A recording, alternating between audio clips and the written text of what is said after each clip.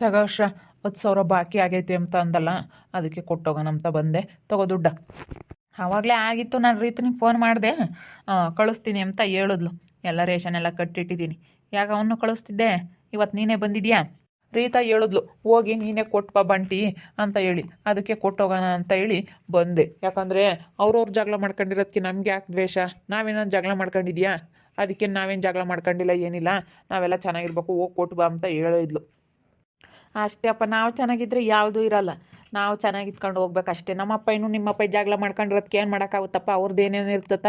ಅವ್ರು ಯಾವಾಗಲೂ ಜಗಳ ಮಾಡ್ಕೊಂಡಿದ್ದು, ಅವ್ರು ಜಗಳ ಮಾಡ್ಕೊಂಡಿರೋದು ಅಲ್ಲ, ಅವರು ಎಲ್ಲ ಯಾರ್ಯಾವಾಗ ಅವರಪ್ಪ ಜಗಳ ಮಾಡ್ಕೊಂಡಿದ್ದ ಇವರು ಸಾಧಿಸ್ಕೊಂಡು ಹೋಗ್ತಾ ಇದ್ದಾರೆ. ಇನ್ನೂ ಅದನ್ನೇ ಸಾಧಿಸ್ಕೊಂಡು ಹೋದ್ರೆ ಆಗುತ್ತಾ? ಅದನ್ನೇ ಸಾಧಿಸ್ಕೊಂಡು ಹೋಗ್ಬಾರ್ದು. ಆಗೈತೆ ಕಣಪ್ಪ, ಎಲ್ಲ ಕಟ್ಟಿಕ್ಕಿದೀನಿ ಬಂಟಿ. ಅದಕ್ಕೆ ಕಣಕ್ಕ ದುಡ್ಡು ಕೊಟ್ಟು ಹೋಗೋಣ. ಹಂಗೆ 10,000 ರೂಪಾಯಿ ಆಗಿತ್ತಾ ಬಾಕಿ, ಅದಕ್ಕೆ ಇನ್ನೂ ಅಣ್ಣ ಬಂದಿಲ್ಲ ಭಟ್ರು. ಇನ್ನೊಂದು 10 ನಿಮಿಷ ಕಾಲ್ಗಂಟೆ ಬರ್ತೀನಿ ಅಂತ ಇಲ್ಲಿಗೆ ಬರುತ್ತೆ. ಹಂಗೆ ಗಾಡೀಲಿ ಕರ್ಕೊಂಡು ಹೋಗ್ತೀನಿ, ನಮ್ಮ ಅಣ್ಣ ಬರಲಿ, ತಗೊಂಡು ಹೋಗ್ತೀನಿ. ಹಂಗೆ ರೇಷನ್ ಎಲ್ಲ ಆಗೈತಾ ಕಟ್ಟಿರೋದು? ಎಲ್ಲ ಕಟ್ಟಿಕ್ಕಿದ್ದೀನಪ್ಪ, ಎಲ್ಲ ಕಟ್ಟಿಕ್ತೆ. ಯಾರು ಜನ ಇಲ್ಲ, ಅದಕ್ಕೇನೆ ಇವಾಗೇನು ಮದುವೆಗಳು ಏನೂ ಇಲ್ವಲ್ಲಪ್ಪ.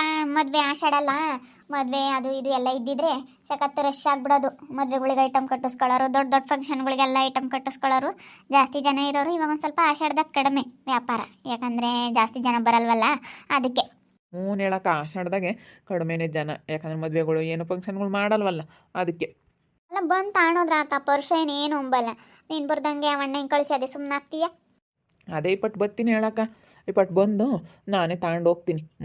ಅವಾಗ ನಾನು ಅಂಗಡಿಗೆ ಬೋಲ್ ನಿನಗೆ ನೋವು ಮಾಡಿದೆ ಕಣ ಹರ್ಷ, ನಿನ್ನ ಮನಸ್ಸಿಗೆ ತುಂಬ ಬೇಜಾರು ಮಾಡಿಬಿಟ್ಟೆ, ಕ್ಷಮಿಸ್ಬಿಡು. ಅದೆಲ್ಲ ಏನು ಮನಸ್ನಾಗ ಇಕ್ಕಮ್ಮಕ್ಕೆ ಹೋಗ್ಬೇಡ. ನಾವು ಅವೆಲ್ಲ ಮನಸ್ನಾಗ ಇಕ್ಕಮ್ಮಕ್ಕೆ ಹೋಗಲ್ಲ, ಅಷ್ಟೇ ಬಿಟ್ಟಾಕ್ಬಿಡ್ತೀವಿ ನಾವು, ಅಷ್ಟೇನೆ. ತಿರ್ಗಿ ತಲೆ ಕೆಡಿಸ್ಕೊಂಬಕ್ಕೆ ಹೋಗಲ್ಲ ಅವನ್ನೆಲ್ಲನ. ಬಿಡು, ಏನು ಮಾಡೋಕ್ಕಾಗಲ್ಲ, ಆಗೋಗೈತೆ. ಇನ್ಮೇಲನ ಒಳ್ಳೆ ಬುದ್ಧಿ ಕಲ್ಕೊಂಡಿದ್ಯಲ್ಲ, ರೀತ ಇರೋದ್ಕತ್ತ ಹೆಂಗತ್ತ ಇಬ್ಬರಳು ಚೆನ್ನಾಗಿ ಇದ್ದೀರಾ. ಏನು ಮಾಡೋಕ್ಕಾಗಲ್ಲ, ಒಬ್ಬೊಬ್ರದ್ದು ಒಂದೊಂಥರ ಜೀವನ. ಹೆಂಗ ಬಿಡತ್ತ, ರೀತನ ಮದುವೆ ಆಗಿದ್ಕೂ ಇವತ್ತು ಚೆನ್ನಾಗಿ ಇದ್ದೀರಿ ಇಬ್ಬರಳು. ಹೆಂಗ ರೀತು ನೀವಂತ ಎಲ್ಲರೂ ನೆನೆಸ್ಕೊಂಬ್ತಾರೆ. ಒಳ್ಳೆಳಾಗಿರಕ್ಕೆ, ಕೆಟ್ಟಳಾಗಿದ್ರೆ ಹೆಂಗೆ ಬೈಕ್ಯಾಮರವಳು ಅಂತಾಳು ಇಂತಾಳು, ಹೋಗಿ ಮದುವೆ ಆದ್ಲು, ಹಿಂಗೆ ಮಾಡಿದ್ಲು ಅಂತ ಬೈಕ್ಯಾಮರು. ಹೆಂಗತ್ತ ಇವತ್ತು ಚೆನ್ನಾಗಿ ಇದ್ದೀರತ್ತ. ಚೆನ್ನಾಗಿರ್ರಿ. ರೀತ ಇರೋದಕ್ಕೆ ಎಷ್ಟು ವಾಸಿ ಕಣಕ ಡಿಂಪಕಯ್ಯ, ಇವತ್ತು ಎಲ್ಲರ ಹತ್ರ ನೀನು ಚೆನ್ನಾಗಿರ್ಬೇಕು ಅಂತ ಹೇಳಿ ನಮಗೆ ಹೇಳ್ತಾಳೆ. ಅದಕ್ಕೆ ನಾನು ಯಾವಳು ಹೇಳ್ದಂಗೆ ಕೇಳ್ಕೊಂಡು ಅಂಗಡಿ ಬೇರೆ ಮಾಡ್ತೀವ, ಅಂಗಡಿಗೆಲ್ಲ ರೇಷನ್ ಬೇಕಾಯ್ತು. ನಾನು ಅಲ್ಲಿ ಬೇರೆ ಕಡೆ ತಾಂಬ್ತಿದ್ದೆ, ಬೇಡ ನಮ್ಮರು ತಮ್ಮರು ಅಂತ ಇರಬೇಕಾದ್ರೆ ಯಾಕೆ ಬೇರೆ ಕಡೆ ತಗೋಬೇಕು? ವರ್ಷಣ್ಣನ ಅಂಗಡಿಗೆ ಹೋಗ್ಬಿಟ್ಟು ನೀನು ಎಲ್ಲ ತಗೊಂಬಾ, ರೇಷನ್ ಎಲ್ಲ ಏನೇನು ಬೇಕಾದನ್ನೆಲ್ಲ ಅಲ್ಲೇ ತಗೊಂಬಾ ಅಂತ ಹೇಳಿದ್ಲು. ಬೇಕಾದರೆ 2 ದಿವಸ ಇಲ್ಲ ಅಂದ್ರೂ ಸುಮ್ಮನೆ ಆಗ್ತಾನೆ, ಬೇಕಾದರೆ ಸಾಲ ಬೇಕಾದರೆ ತಾಂಬಾ ಅಂತಲೂ ಹೇಳಿದ್ಲು. ಅದಕ್ಕೆ ಅತ್ಲಾಗ ಇಲ್ಲೇ ಬಂದು ತಗೊಂಡೋಗೋಣ ಅಂತ ಹೇಳಿ ತಗೊಂಡೋಗಿ, ಅದಕ್ಕೇನೆಲ್ಲ ತಗೊಂಡೋಗ್ರಿ. ಈಗ ನಾವು ಚೆನ್ನಾಗಿರ್ಬೇಕಷ್ಟೇ, ಚೆನ್ನಾಗಿದ್ರೆ ಯಾವುದೂ ಇರಲ್ಲ. ನಾನು ನಮ್ಮ ವರ್ಷಗೂ ಹಿಂಗೆ ಕೊಡ್ತಿದ್ದೆ, ನಿಜವಾಗ್ಲೂ ಇಷ್ಟನ ಅಥವಾ ತಗೊಂಡೋಗ್ಲಿ ಅಂತ ಕೊಡ್ತಿದ್ದೆ. ಅವ್ನು ಕೊನೆಗೆ ನನಗೆ ಮೋಸ ಮಾಡಿಬಿಟ್ಟ ಅಂತ ಮಾತ್ರ ಇರಬಾರ್ದು ಅಷ್ಟೇ.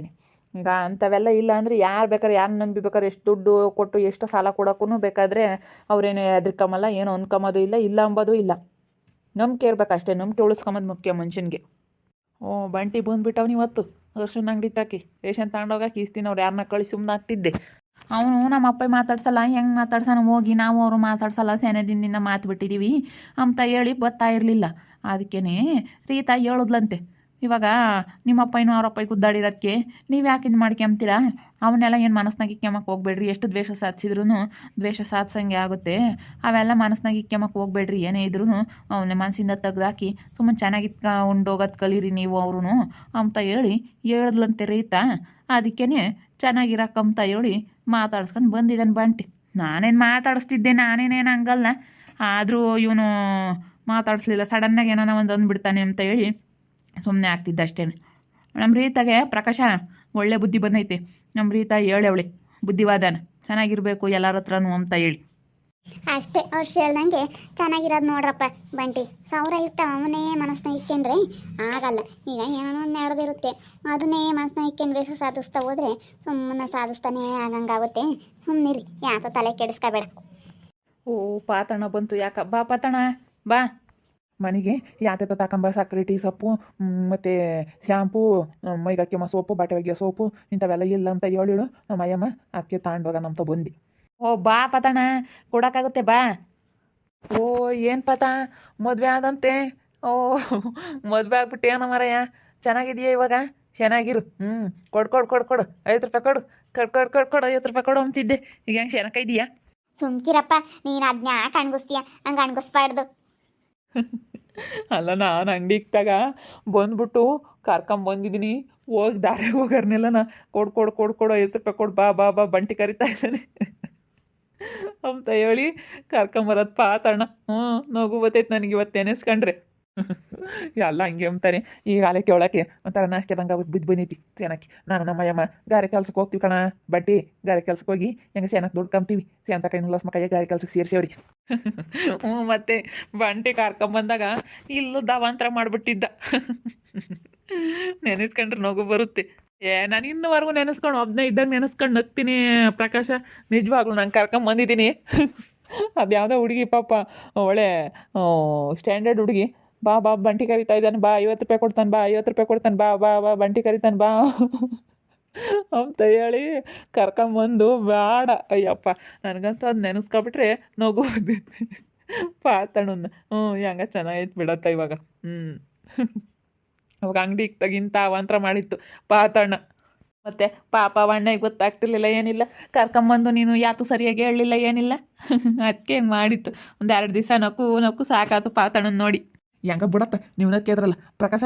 ನನಗೆ ಒಂದು 2 kg ಸಕ್ಕರೆನು ನಮ್ಮ ಅಯ್ಯಮ್ಮ ಹೇಳಿದ್ಲು. ಒಂದು ಟೀ ಪುಡಿ ಪಟ್ನ ಮತ್ತು ಇದೆಂಥದ ಶ್ಯಾಂಪು ಮೈಸೋಪು ಹೊಲ್ತಿಕ್ಕೆಂಬದು ಅದನ್ನೆಲ್ಲನ ಕೊಡ್ಬೇಕಂತಿ. ಹೊಲ್ತಿಕ್ಕೆಂಬಕ್ಕೆ ಬ್ರೆಸ್ ತಾಂಬ ಅಂತ ಹೇಳ ನಮ್ಮ ಅಯ್ಯಮ್ಮ. ಅದಕ್ಕೆ ಅವನ್ನೆಲ್ಲನ ಕಟ್ಕೊಡಪ್ಪ.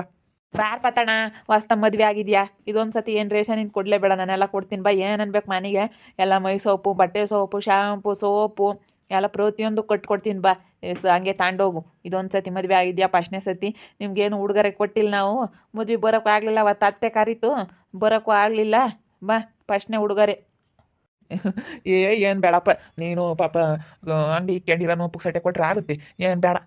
ನಾವಿಬ್ರು ಗಾರೆ ಕೆಲ್ಸಕ್ಕೆ ಹೋಗ್ತೀವಿ. ತೀರಾ 500 ರೂಪಾಯಿ 1000 ರೂಪಾಯಿ ಆದರೂ ಪರವಾಗಿಲ್ಲ. ತೀರಾ ಒಂದಿಟ್ಟು ಕಮ್ಮಿ ತಾಕ. ಹಂಗೆ ಅಂತೂ ಬೇಡಪ್ಪ. ನಿನ್ನ ಮದುವೆಗೆ ಬರೋಕ್ಕಾಗಲಿಲ್ಲ ಕಣ್ಪಾತ. ಅದಕ್ಕೇನೆ ನಾವೇ ಕೊಡಿಸ್ತೀವಿ ಬಿಡು ನಿನಗೆ ರೇಷನ್. ನಾನೇನೆ ರೇಷನ್ನ ಕಟ್ಕೊಡ್ತೀನಿ. ನೋಡೇ ಇಲ್ಲ ಕಣ ಹೆಂಡ್ತಿನ ನಾನು. ಯಾರು ಹೆಂಗಿದ್ದಾಳೆ ಅಂತೇಳಿ ಊರಾಗೆಲ್ಲ ಹಂಗಂದ್ರು. ಅತ್ಲ ಬರಲಿಲ್ಲ ಪಾತಣ್ಣ ನಿನ್ನ ಹೆಂಡ್ತಿ. ಅವಳು ಎಲ್ಗೂ ಹೋಗಲ್ಲ. ಯಾಕೆ ಕೆಲ್ಸಕ್ಕೆ ಹೋಗ್ತೀವ, ಎದ್ದೆಟ್ಕೆಲೆ ಎದ್ದು ಕೆಲ್ಸಕ್ಕೆ ಬೇರೆ ಹೋಗ್ತೀವಿ. ಎದ್ದೆಸ್ಕೆಲೆ ಹೋಗ್ತೀವಿ.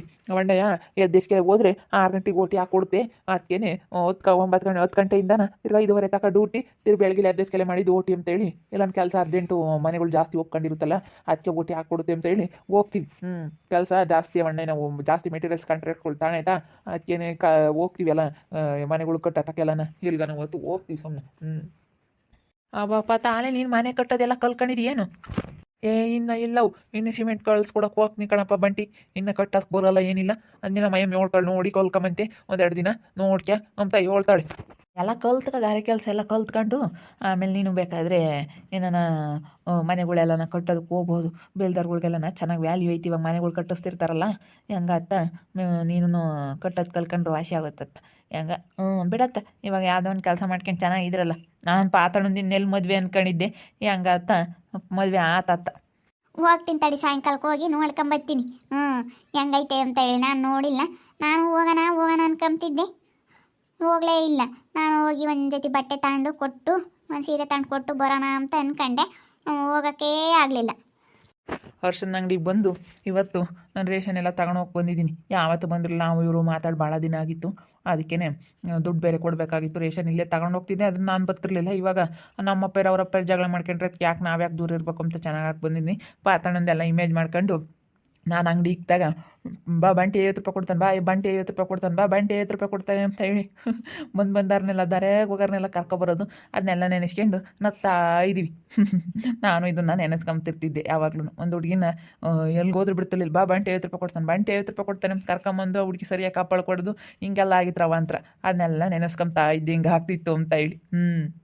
ನೋಡ್ತಾ ಇರ್ರಿ, ನೆನನಾಗ್ಬೋದು ಅಂತ ಮುಂದಿನ ಭಾಗದಲ್ಲಿ ನೋಡ್ತಾ ಇರ್ರಿ. ಹಾಗೆ ವಿಡಿಯೋ ಬಗ್ಗೆ ನಿಮ್ಮ ಅಭಿಪ್ರಾಯನ ಕಮೆಂಟ್ ಮಾಡಿ ತಿಳಿಸಿ. ಹಾಗೆ ವಿಡಿಯೋ ಇಷ್ಟ ಆಗಿದ್ದರೆ ಲೈಕ್ ಮಾಡಿರಿ. ಇನ್ನೂ ನಮ್ಮ ಚಾನಲ್ನ ಯಾರೇ ಸಬ್ಸ್ಕ್ರೈಬ್ ಮಾಡ್ಕೊಂಡಿಲ್ಲ ತಪ್ಪದೆ ಕೂಡಲೇ ಸಬ್ಸ್ಕ್ರೈಬ್ ಮಾಡ್ಕೊಳ್ರಿ. ಹಾಗೆ ನಿಮ್ಮ ಸ್ನೇಹಿತರಿಗೆ ಎಲ್ಲರಿಗೂ ವಾಟ್ಸಪ್ ಫೇಸ್ಬುಕ್ ಮುಖಾಂತರ ವಿಡಿಯೋನ ಶೇರ್ ಮಾಡಿ. ಓಕೆ ವೀಕ್ಷಕರೇ, ಧನ್ಯವಾದಗಳು.